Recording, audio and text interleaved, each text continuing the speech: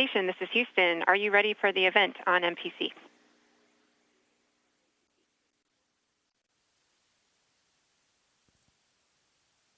On MPC, I'm ready as well. CBS, The Talk. This is Mission Control Houston. Please call station for a voice check. Station, this is The Talk. How do you hear me? I hear you loud and clear. How me? We hear you loud and clear.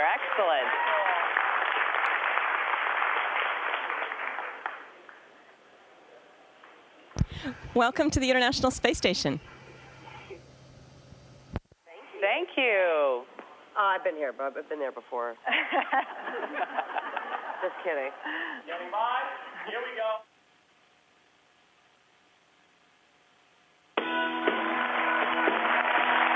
Welcome back to The Talk. Today we have a special treat. We're about to meet a mom whose devotion, let's just say, reaches beyond the stratosphere. Cady Coleman is a NASA astronaut and a mother of two, and she joins us now from the International Space Station. Hello, Cady. Hello. This is so cool, isn't it? Hey, Cady, I want welcome to ask aboard you a the space question. station. This is Leah. Look at this. Wow. Are you going to be okay, or? There's a delay, too, so we got to take that into consideration. Cady, can you hear me? You know, we Yes, I can hear you. Yes, I can hear you. Oh, good. Okay, well, I'm not the brightest person, so please don't try to say smart things when you're talking to me, but when you're talking to Sarah and Julie, you can say, you know, things that have to do with what you're doing. I want to know about your day-to-day. Like, take me through, like, an average day for you. You have your own room, you get up, what do? Do you shower? Do you have a chef? What goes on up there?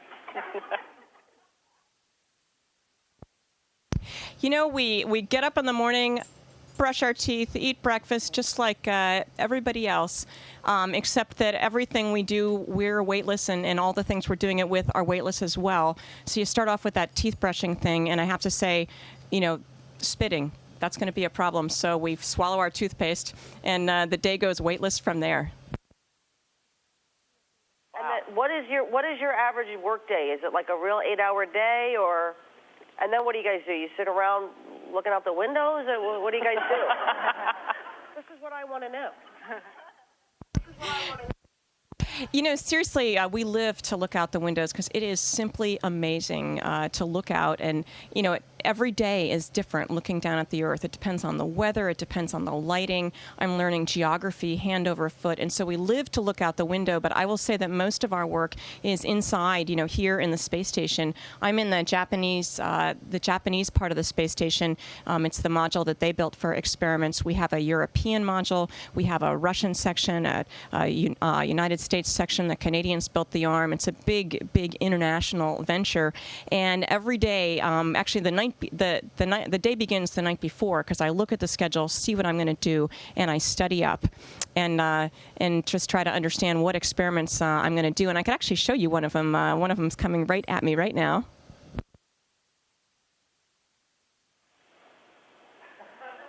Wow. So cool. What's that? So before I show you this, let me just show you something else. Oops. It's going to come back to me, okay? I want to show you why we do these experiments, and that is because this is a bag of water, okay? And I'm squeezing. Let's see.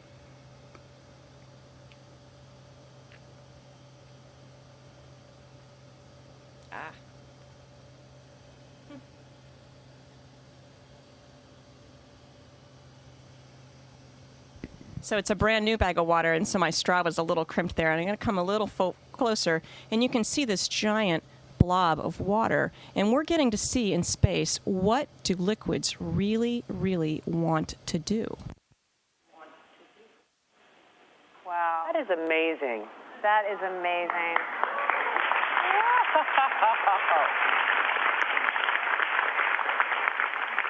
So I'm curious, because I know you have kids at home. How do you stay close to your kids? Oh, wow.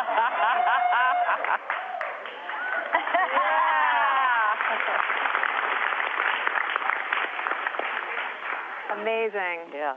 I'm just curious how you stay close to your kids while you're in space.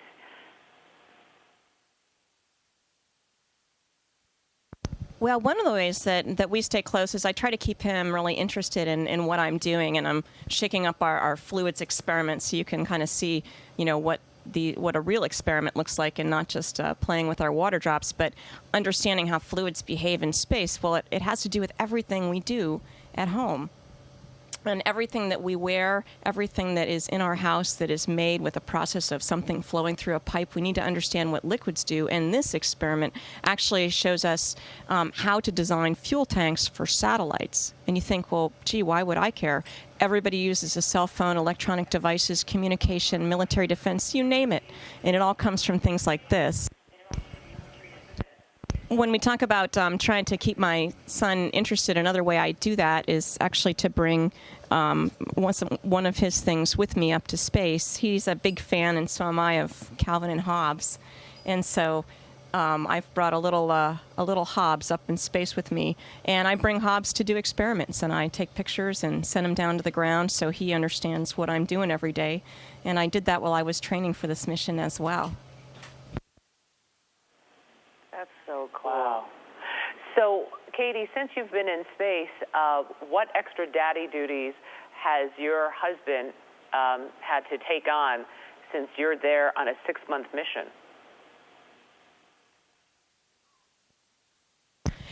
Well, I think a lot, and I really thank him for doing all of that. And, I would have to say it's hard for me to let some of that go.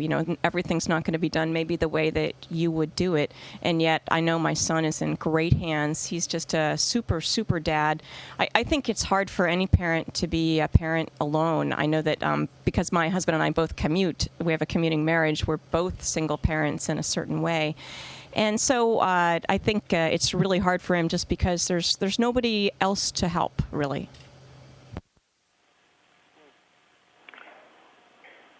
On a somber note, oh, okay, hang on one sec.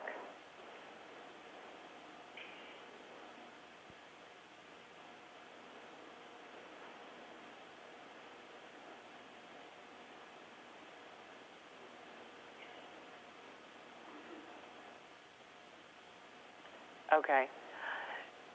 Your commander there in space is the brother-in-law to Congresswoman Gabrielle Giffords. What has it been like at the International Space Station since the Tucson shootings?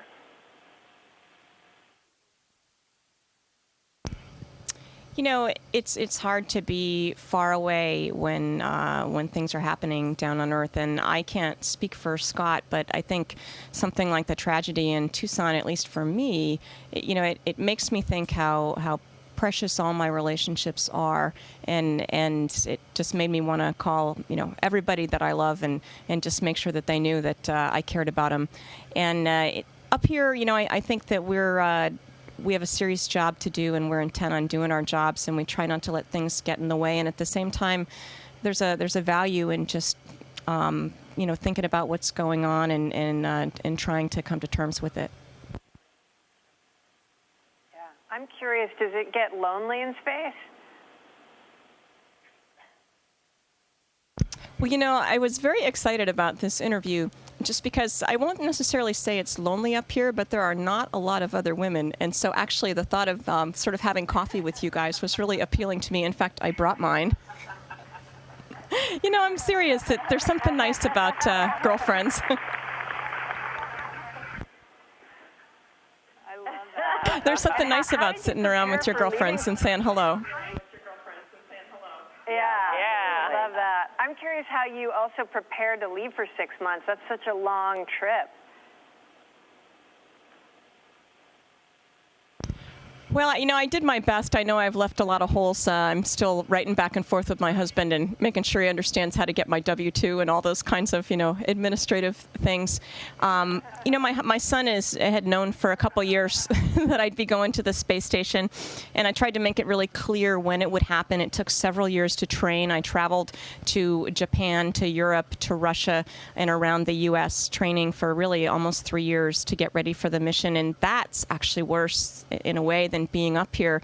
They like to say that when I'm up here, at least they know where I am, and in fact, they have an application, where a computer program that they look at, and they know exactly where I am, and they go, "Mom, you're going over Australia." So it's pretty fun to be up here now where they know where I am. Wow.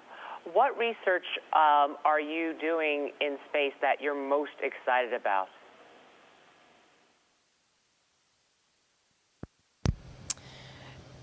On a day-to-day basis, I love to do the things that I actually get to touch and move, like the experiment that you saw with the bubbles just now.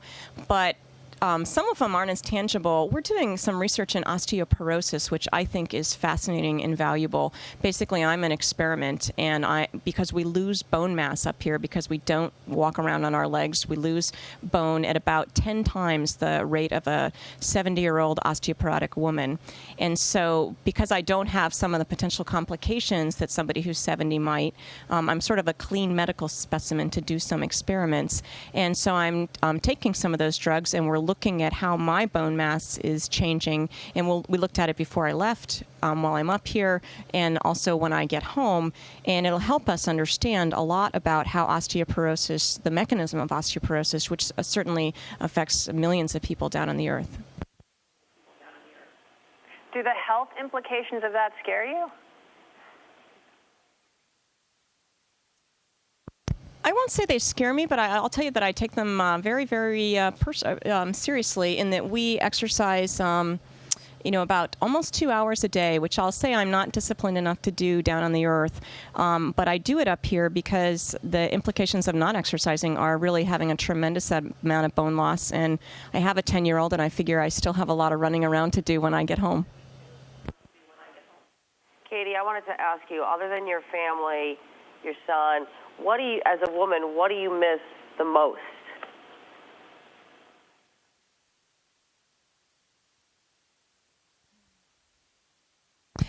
I'm actually so excited about being here and just living in this environment and discovering new things every day in terms of what's delightful about just being here, about moving back and forth. It's just really such a neat place. I don't actually miss anything yet. I certainly miss my family quite a bit, but at the same time, it's not as if I wish to be there. I'm really happy to be here.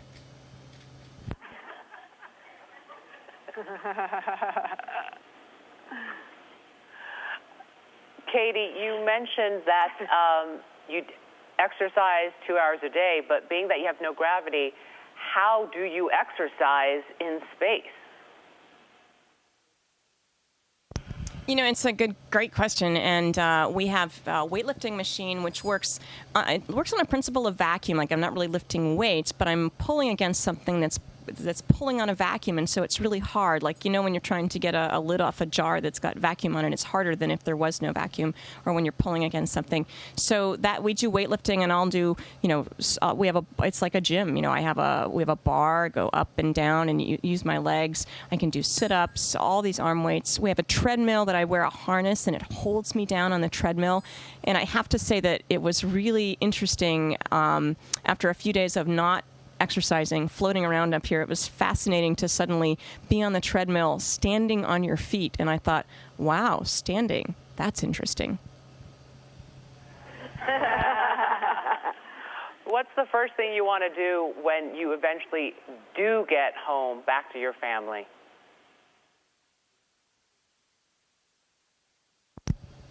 Well, I'm assuming a shower will be like right in there. I mean, I'm actually clean up here. My hair is clean, and we take sponge baths literally, and so you're clean. But there's just nothing about like being actually in a shower. I think, just being on the earth and walking around on your feet, and I think smelling and smelling, just the garden and outside and the street and cars and that kind of sense is a little missing up here, and even just listening to noises that aren't just the hum of the space station and feeling the wind. I'm looking forward to maybe being on a beach and feeling the wind and looking at the ocean. As we get ready to say goodbye, is there any message you'd like to send out to your 10-year-old son or your husband, your family? Well, I miss them so much, and I appreciate, it's a lot of work for them, for me to be gone. And I'm just hoping that while I'm up here, the things that I'm doing end up being worth it. And I actually just really think that they will be. What we do here in space somehow says to kids, wow, don't you want to be an astronaut? Don't you think you could do this? Somehow they look at us and they think they could do this, and they're right. And it inspires them to study hard in school and learn the math and science that they need to be part of the future, because they are the future. So it's a long time to be away from family. It's actually a magical place to spend that time in, and I think that the payoff is very big. It's nice to be with you guys today. Cady Coleman, thank you so much for joining us. We wish you the best of luck up there in space. Keep doing the good work you're doing. Take good care. We'll be right back. Thank you, and thanks for inviting me.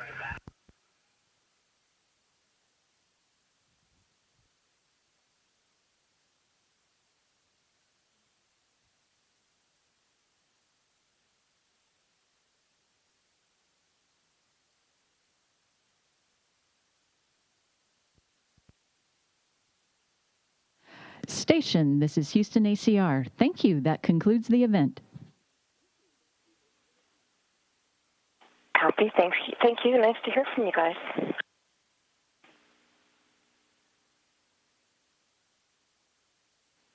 Thank you. The talk station, we are now resuming operational audio communications.